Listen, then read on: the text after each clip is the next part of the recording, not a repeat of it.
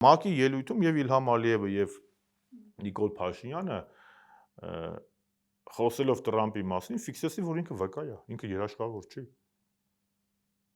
Հիմա Նիկոլ Փաշինյանը, որ ՄԱԿ-ի ամբիոնից բողոքում է,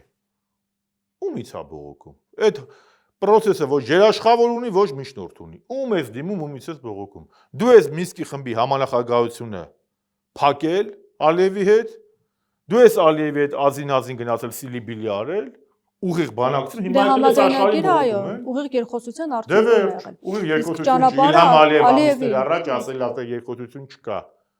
Մենք դա մերախոսությունն է։ Մենք խոսում ենք, իրանք լսում են։ Դե թողաբարոտ կա Ֆերրանդ Նիկոլը։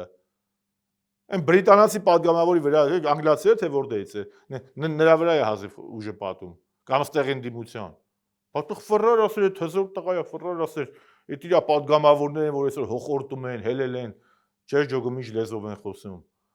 Դե թող կանեին խոսային, ասեն Ալիև, ես ինչ ես ասում մեր վարչապետին։ Ոնց է դու խոսում ես, ինքը լսում է, ինքը լսողն է, դա մենախոսությունն է, բայց թող մի հատ պատասխանեն։